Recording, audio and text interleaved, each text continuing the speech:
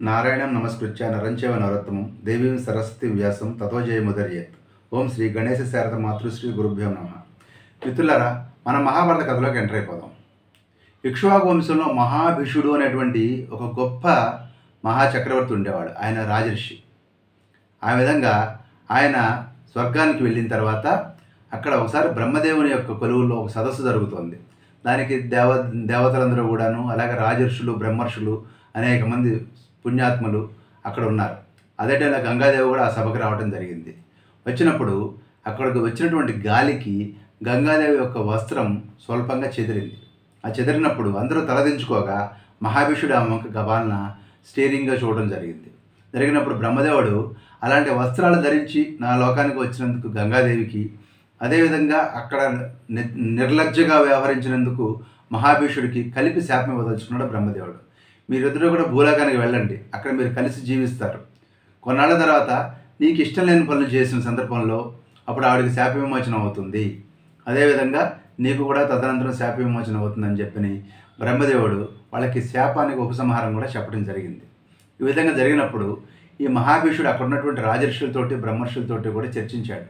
ఇప్పుడు నాకు బ్రహ్మదేవుడు శాపం కారణంగా నేను భూలోకానికి వెళ్ళి మళ్ళీ జన్మించాల్సిన పరిస్థితి ఉంది. సో నేను ఎవరి గర్భంలో జన్మించవచ్చు అని చెప్పనేసి అడిగిన సందర్భంలో అప్పుడు ఏం చెప్పారంటే, భూలోకంలో ప్రతీకుడు అనేటువంటి గొప్ప రాజర్షి ఉన్నాడు, మీరు ఆయన గర్భంలో జన్మించండి అని చెప్పి అక్కడ ఉన్నటువంటి మహర్షులందరూ కూడా సలహా చెప్పడంతో ఆయన గర్భంలో జన్మించాలని ఆయన నిర్ణయించుకున్నాడు. ఈ విధంగా జరిగి ఆయన నిర్ణయం తీసుకున్న తర్వాత ఈ లోపల గంగాదేవి కూడా భూలోకానికి బయలుదేరింది. ఎందుకంటే భూలోకంలో ఈ యొక్క మహాభిషుడు పుట్టిన సందర్భంలో ఆయనకి భార్య కావాల్సినటువంటి అవసరం ఉంది కాబట్టి ఆవి కూడా భూలోకానికి బయలుదేరిన సందర్భంలో దారిలో అష్టవసువులు అంటారు. దేవతల్లో వసువులు అనేది ఒక గ్రూపు. అందులో అష్టవసువులు. 8వ వాడి పేరు ద్విజు అనేటువంటి వాడు 8వ వాడు. ఈ 8 మంది కూడా చాలా దైన్యంగా, దీనంగా దారిలో కనపడేసరికి గంగాదేవి అడిగింది, ఏమైంది నాయన, ఎందుకు మీరు బాధపడుతున్నారని అడిగినప్పుడు, ఏమీ లేదు, మేము వశిష్ఠుడితోటి ఒక అనాదరణంగా ప్రవర్తించాము, ఒక తప్పు చేశాం వశిష్ఠుడితోటి. ఆయన ధేనువుని దొంగతనం చేయడం అనేటువంటి ఒక సందర్భం జరిగింది.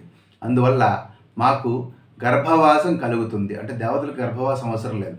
అంటే గర్భవాసం అంటే ఒకళ్ళ కడుపులో ఉండటం అనేది అనమాట. 9 మాసాలు మలమూత్రాల మధ్యలో ఉండటం అనేది కదా గర్భవాసం అనేది. ఇలాంటి కష్టాన్ని మాకు ఆ యొక్క వశిష్ఠ మహర్షి ద్వారా ఆ యొక్క కష్టాన్ని ఆయన శాపంగా మాకు ఇచ్చాడు. అందువలన ఆ శాపం కారణంగా మేము శంతన మహారాజు అనేటువంటి ఆయన ద్వారా నీ గర్భంలో మేము పడాలనుకుంటున్నాము. మేము పడగానే గర్భవాసం అనేటువంటి శిక్ష తీరిపోతుంది కాబట్టి మేము తిరిగి వెనక్కి రావాలంటే మేము పుట్టి పెరిగి అన్నాళ్ళు ఉండటం మా వల్ల కాదు. సో మేము పుట్టగానే మమ్మల్ని 7గురిని కూడాను నువ్వు తిరిగి గంగానదిలో వదిలిపెట్టేసేయి, నీటి ప్రవాహంలో వదిలిపెట్టేసేయి. మేము శరీరం వదిలిపెట్టి మళ్ళీ కూడా మా యొక్క నిజస్థానాలకు చేరుకుంటాము అని అష్టవసువులు అడిగి, చివరిలో వాడున్నాడు ఈ దియో అనేవాడు. యాక్చువల్గా మెయిన్ కల్ప్రిట్ అతను అనమాట. ఈ యొక్క ధేనువుని దొంగతనం చేసినటువంటి, వశిష్ఠుని ధేనువు దొంగతనం చేసినవాడు కాబట్టి అతడు దీర్ఘకాలం భూలోకంలోనే ఉంటాడు. అతనికి సంతానం కూడా కలగదు. అతనికి మా అందరి శక్తిలో 1/4 వంతు, అంటే పావు వంతు శక్తి అందరిది కూడా, మిగతా 7గురి యొక్క శక్తిని కూడా అతనికి మేము ధారపోస్తాము అని చెప్పనేసి చెప్పడం జరిగింది. ఆ విధంగా గంగాదేవి గర్భంలో ఈ విధంగా వాళ్ళు జన్మించి తర్వాత వాళ్ళని నెలలో వదిలేసే విధంగా మ్యాచ్ ఫిక్సింగ్ చేసుకున్నారు. ఒక్క చివరి వాడు మాత్రమే, దియు అనేటువంటి వసువు మాత్రమే ఆమె గర్భంలో పుట్టి చివరి దాకా ఉంటాడు. ఆయన మన భీష్ముడు. సరే, మళ్ళీ కథలోకి వస్తే, ప్రతీక మహారాజు గర్భంలో పుట్టాలని శంతన మహారాజు అనుకున్నాడు కదా. ఆ ప్రతీక మహారాజు తపస్సు కోసం అని చెప్పని గంగా తీరంలో తపస్సు చేసుకుంటూ ఉన్నప్పుడు ఆయన యొక్క కుడి తడ మీద గంగాదేవి వచ్చి కూర్చుంది ఒక స్త్రీ రూపంలో. కుడి తొడ మీద కూర్చుని, స్వామి మీరు నన్ను స్వీకరించండి అని అడిగింది. అప్పుడు ఆ యొక్క ప్రత్యేక మహారాజు అన్నాడు, అమ్మా నువ్వు కూర్చుంది రాంగ్ ప్లేస్. కుడి తోడ ఎప్పుడూ కూడా కూతుళ్ళకి, కోడళ్ళకి. అప్పట్లో కోడళ్ళంటే మీరు చిన్న పిల్లలుగా బాల్య వివాహాలు కూడా ఉండేవి కదా, చిన్నపిల్లలే కదా. సో కుడి తోడ మీద కూర్చునేది కుమార్తెలు కానీ కోడళ్ళు కానీ కూర్చోవాలి. ఎడం వైపు కూర్చునేటప్పుడు భార్య కూర్చోవాలి. అందుకని నువ్వు నా కుడి తోడ మీద కూర్చున్నావు కాబట్టి నువ్వు నాకు పుత్రుడితో సమానం లేదా కోడలతో సమానం కాబట్టి నువ్వు నా పుత్రుడికి భార్యగా ఉండొచ్చు అని అన్నాడు. అప్పుడు ఆమంది, నేను కొన్ని షరతులు పెడతాను, ఆ షరతులు నేను యాక్సెప్ట్ చేయాలి మీ కుమారుడు అంది. అలాగేనమ్మా అని చెప్పనేసి ఆయన భార్య సమాజంగా తపస్సు చేసి శరీరం చాలిస్తూ ముందు తన కుమారుడిగా పుట్టిన మహాభిషుడు శంతనుడిగా పుట్టాడు. శంతనుడిగా పుట్టినవాడు మహాభిషుడు. ఆ పుట్టినటువంటి ఆ శంతన మహారాజును తన దగ్గరికి పిలిచి, నాయన నేను శరీరం వదిలేస్తున్నాను, తపస్సుకి వెళ్ళిపోతున్నాను. నువ్వు రాబోయే రోజుల్లో నీ గంగా తీరంలో ఒక మహిళ, ఒక స్త్రీ నిన్ను సంతానం కోరి వస్తుంది. ఆమె నీకు పట్టమహిషిగా వస్తుంది. ఆమె ద్వారా నీకు సంతానం కలుగుతుంది. అయితే నేను మళ్ళీ చెప్తున్నాను, ఆమెకి ఎదురు చెప్పకుండా ఆమె ఏం చెప్తే అది నువ్వు చెయ్యాలి అని చెప్పాడు. చెప్పినప్పుడు శంతన మహారాజు తండ్రి మాటకి కట్టుబడి అలాగే నాన్న అని చెప్పి మాట ఇచ్చాడు. మాట ఇచ్చిన తర్వాత కొన్నాళ్ళ తర్వాత గంగా తీరంలో శంతన మహారాజు విహరిస్తూ ఉన్నప్పుడు గంగాదేవి స్త్రీ రూపంలో తారసపడింది. పడి నేను నీకు పట్టమహిషిగా వస్తున్నాను అంది. తప్పకుండా అని చెప్పనేసి అతడు ఆ గంగాదేవిని స్వీకరించడం జరిగింది. ఆ విధంగా జరిగిన తర్వాత ఆమె ఏం చేసేదంటే ప్రతిసారి ఒక పిల్లవాడు పుట్టేవాడు. మనం ముందుకు మ్యాచ్ ఫిక్సింగ్ అయిందని చెప్పుకున్నాం కదా. పుట్టగానే ఆ పిల్లవాడు వాళ్ళ అష్టవసువుల్లో మొదటివాడు పుట్టగానే తీసుకెళ్లి గంగానదిలో వదిలిపెట్టేసేస్తుంది. శంతన మహారాజు మౌనంగా చూస్తూ ఉండిపోయాడు. ఎందుకంటే ఎదురు చెప్తే వెళ్ళిపోతానని చెప్పి ముందే కండిషన్ పెట్టింది కదా. అందుకని ఏం మాట్లాడలేక మౌనంగా ఉండిపోయాడు. రెండోవాడు, మూడోవాడు, నాలుగోవాడు, ఐదోవాడు, ఆరోవాడు, అందరూ కూడాను ఏడోవాడు. చివరికి ఏడోవాడిని కూడా వదిలేసిన తర్వాత ఆ శంతనుడు తట్టుకోలేకపోయాడు. ఏ దుఃఖం వస్తోంది, ఇదేంటి రాజ్యానికి నాకు వారసుడు కావాలి, ఏమో పుట్టినవాడిని పుట్టినట్టు గంగానదిలో పడేస్తోంది, ఎదురు చెప్తే ఏం కోపం వస్తుందో వెళ్ళిపోతుందో అన్న బాధతో చాలా దిగులు పడుతూ ఉన్నాడు ఈ యొక్క శంతన మహారాజు. చివరికి 8వ సంతానం కూడా పట్టుకుని వెళ్తున్నప్పుడు ఇంకా చడామడా తిట్టేశాడు గంగాదేవిని శంతన మహారాజు, నువ్వు మనిషివేనా అని. అప్పుడు తిట్టినప్పుడు మహారాజా కండిషన్ గుర్తుందని నేను ఇప్పుడు వెళ్ళిపోవాలి. యాక్చువల్లీ నేను గంగానదిలో వదిలిపెట్టాలి అనుకోవట్లేదు. ఎనీవే కండిషన్ బ్రీచ్ అయ్యావు కాబట్టి నేను వెళ్ళిపోతున్నా. ఇంకా నువ్వు మళ్ళీ నన్ను తలుచుకున్నప్పుడు నేను నీ దగ్గరికి వస్తాను. వీడెవడే కాదు, ద్యూ అనేటువంటి వసువు శాపం కోసం నా కడుపును పుట్టాడు. మిగతా 7గురిని కూడా వసువులేను. ఇదంతా కూడా ఒక సిస్టమేటిక్గా ముందే సృష్టి రచనలో ఉన్నటువంటి భాగంగానే చేశాను అని చెప్పని ఆవిడ చెప్పి మళ్ళీ కలుస్తాను పిల్లవాడితో సహా, నువ్వు నన్ను స్మరించు తర్వాత కాలంలో అని చెప్పని వెళ్ళిపోయింది ఆవిడ. శంతన మహారాజు అబ్బా కాసేపు నోరు మూసుకుని ఊరుకుంటే ఆవిడ ఉండిపోయేది కదా. ఎందుకంటే ఎంతో వాడిని చంపే ఉద్దేశంతో తీసుకెళ్ళట్లేదు ఆమె. కానీ చూసారా, మనం రాంగ్ టైంలో రైట్ టైంలో రాంగ్ బటన్, రాంగ్ టైంలో రైట్ బటన్ ప్రెస్ చేస్తుంటాం. తమాషాలు ఇట్లాగా జరుగుతుంటాయి. ఇది అయిపోయింది. కొన్నాళ్ళ తర్వాత శంతన మహారాజు చాలా కాలం తర్వాత మళ్ళీ గంగానదిలో తీరలో విహరిస్తుండగా గంగానదిలో వాటర్ చాలా తక్కువైపోయినట్టు కనపడింది. ఇదేంటి వాటర్ తక్కువ ఉంది, ఈ సీజన్లో ఎక్కువ ఉండాలి కదా అనుకున్నాడు. దూరంగా చూస్తే ఒక కుర్రవాడు, ఒక యువకుడు తన యొక్క విలువిద్య సామర్థ్యంతో దానికి బ్రిడ్జి కట్టేస్తున్నాడు. బ్రిడ్జి కట్టి వాటర్ని అక్కడ ఆపుతున్నాడు అనమాట.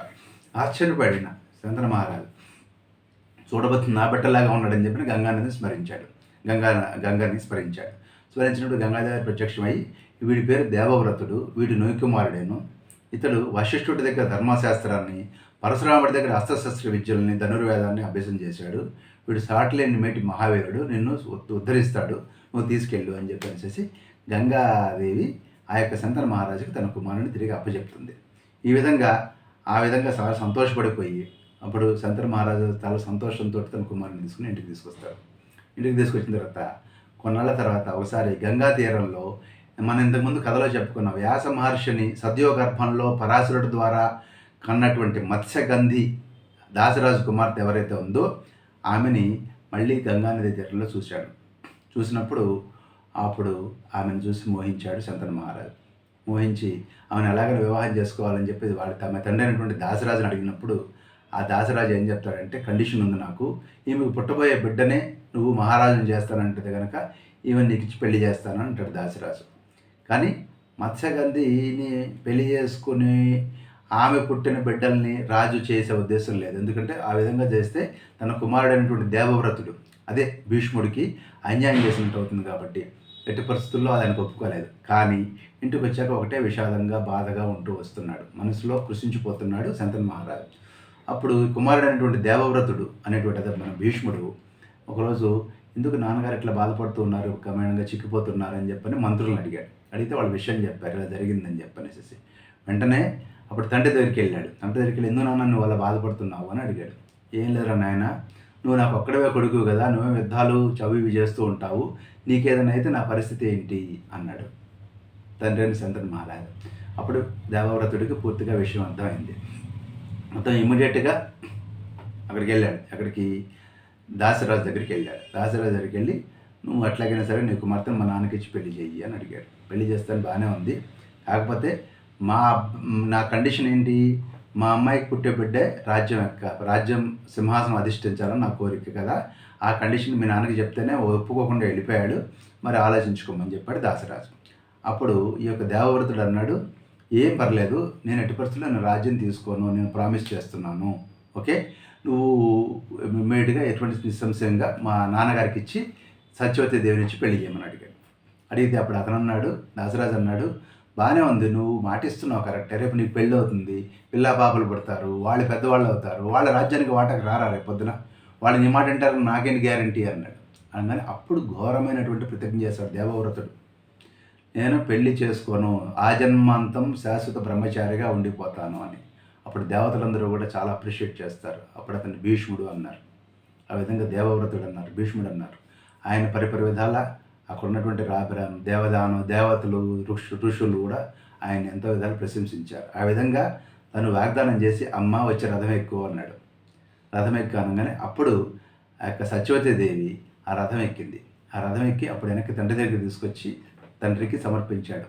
అమ్మ స్వామి తండ్రి ఇదిగో అమ్మని తీసుకొచ్చానని చెప్పనేసి తండ్రికి సమర్పించినప్పుడు అప్పుడు శంతన్ మహారాజు ఎంత ఆనందంతో అప్పుడు అతనికి వరం ఇస్తాడు, ఇచ్ఛామరణం అనేది ఆయనకు అనిపిస్తుంది. ఇచ్ఛామరణం అంటే తను ఎప్పుడు మరణించాలనుకుంటే అప్పుడు మరణించేటువంటి శక్తిని భీష్ముడికి అనుగ్రహించి దీర్ఘాయుష్యుని ప్రసాదించాడు తన తండ్రి అయినటువంటి శంతన్ మహారాజు. ఆ విధంగా భీష్ముడు వివాహం చేసుకోకుండా రాజ్యానికి రక్షకుడుగా కంటిన్యూస్గా ఉంటూ వచ్చాడు. ఆ తర్వాత ఈ యొక్క శంతన మహారాజుకి అదేవిధంగా సత్యవతికి కలిపి ఇద్దరు సంతానం కలిగారు, మగ సంతానం. ఒకటి చిత్రాంగదుడు, రెండు విచిత్ర వీరుడు. అయితే చిత్రాంగదుడు అనే వాళ్ళు ఇద్దరు పెద్దవాళ్ళు అయిన తర్వాత ఒకనొక సందర్భంలో చిత్రాంగదుడు ఇంకొక చిత్రాంగదుడు అనే పేరున్నటువంటి గంధర్వుడితో ఆర్గ్యుమెంట్కి దిగి వాడితో యుద్ధానికి దిగి ఆ గంధర్వుడి చేతిలో చనిపోయాడు చిత్రాంగదుడు ఎప్పుడైతే చనిపోయాడో ఆటోమేటిక్గా చివరికి విచిత్రవీరుడు ఒక్కడే ఆ కుటుంబంలో మగ సంతానం అయ్యారు. ఆ విధంగా విచిత్ర వీరుడు అక్కడ ఉండగానే మనకి అతని పెళ్లి కోసమని ఆలోచిస్తూ ఉన్నాడు భీష్మాచార్యుడు తల్లితోటి, సత్యవతి మాతతోటి, ఏమ్మా వీడు పెళ్లి చేయాలి, పెద్దవాడు అవుతున్నాడు అని చెప్పని ఆలోచించి కాశీరాజు తన పుత్రికలైనటువంటి అంబిక, అంబాలిక ముగ్గురికి కూడా వివాహం కోసం అనౌన్స్మెంట్ చేసినప్పుడు దానికోసం గాను భీష్ముడు కూడా అక్కడికి వెళ్ళాడు. వెళ్తే అందరూ ఎగతాళి చేస్తున్నారు, ఈయన పెళ్లి చేసుకొని అన్నాడు, భీష్మ ప్రతిజ్ఞ చేసామన్నాడు, పెళ్లికి వచ్చేటేంటి, పిల్లలు ఎవరిని వరిస్తుందని ఆశిస్తున్నాడని అందరూ నవ్వుకుంటుంటే ఎవరిని పట్టించుకోకుండా అందరినీ కూడా ఓడించేసి యుద్ధంలో ఆ అంబిక, అంబాలికల ముగ్గురిని కూడా రథం మీద ఎక్కించుకొని హస్తినాపురం వైపు వెళ్ళిపోయాడు భీష్ముడు. ఆ భీష్ముడు వెనక్కి వెళ్తూ ఉండగా వచ్చిన తర్వాత అప్పుడు అంబ అనేటువంటి పెద్ద కుమార్తె ఎవరైతే ఉన్నారో కాశీరాజు పుత్రిక, ఆమె భీష్ముడి దగ్గరికి వచ్చి, నేను ఆల్రెడీ సాల్వ నేత రాజు అయినటువంటి శాల్వరాజు అన్నమాట, అతని పేరు శాల్వరాజు, అతను సౌభదేశం రాజు అనమాట. ఆయన నేను ఆల్రెడీ ప్రేమించాను, ఆయనే వివాహం చేసుకోవాలనుకున్నాము, నువ్వు ఉన్నట్టుండి నువ్వు ఇట్లా నన్ను తీసుకుని వచ్చేసావు, వాళ్ళందరినీ ఓడించి అతను కూడా ఓడించావు నువ్వు, ఇది నాకు చాలా బాధాకరంగా ఉంది, నేను వెనక్కి వెళ్ళిపోతానని అడిగింది. అప్పుడు ఇష్టం లేని దాన్ని తన తమ్ముడికి ఇచ్చి పెళ్లి చేయటం ఇష్టం లేక అప్పుడు సత్యవతి దేవితోటి మంతనాలు చేసిన తర్వాత ఆమె సకల రాజలాంఛనాలతోటి తిరిగి ఆ యొక్క అతని ప్రేమికుడైనటువంటి సాళవరాజు దగ్గరికి శోభదేశానికి పంపించేస్తాడు భీష్ముడు. పంపించిన తర్వాత మిగిలిన అంబిక, అంబాలిక వీళ్ళిద్దరికీ విచిత్ర వీరుడికి ఇచ్చి పెళ్లి చేస్తారు. పెళ్లి చేసినప్పుడు చాలా కాలం అతను సుఖాలు అనుభవిస్తాడు విచిత్ర వీరుడు. కానీ తర్వాతి కాలంలో తనకున్న వ్యసనాల కారణంగా క్షయవ్యాధితోటి 7 ఏళ్ల తర్వాత అతడు మరణిస్తాడు. ఆ మరణించినప్పుడు సంతానం లేని పరిస్థితుల్లో, వారసుడు లేని రాజ్యంగా ఉన్న పరిస్థితుల్లో సత్యవతీదేవికి చింత పట్టుకుంటుంది. ఇప్పుడు ఉత్తరాధికారి ఎవరు, భీష్ముడు పెళ్లి చేసుకోడు. భీష్ముడు తదనంతరము భీష్ముడు ఒకవేళ రాజా సింహాసనాన్ని సంరక్షకుడుగా ఉన్నప్పటికీ కూడా తరువాతి కాలంలో రాజ్యానికి వచ్చేటువంటి రాజు ఎవరు, వారసుడు ఎవరు అనే విషయంలో ఆమె నిరంతరము ఆలోచిస్తూ ఉంది. అప్పుడు ఏం చేశారనేది మనం నెక్స్ట్ ఎపిసోడ్లో తెలుసుకుందాం. స్వస్తి.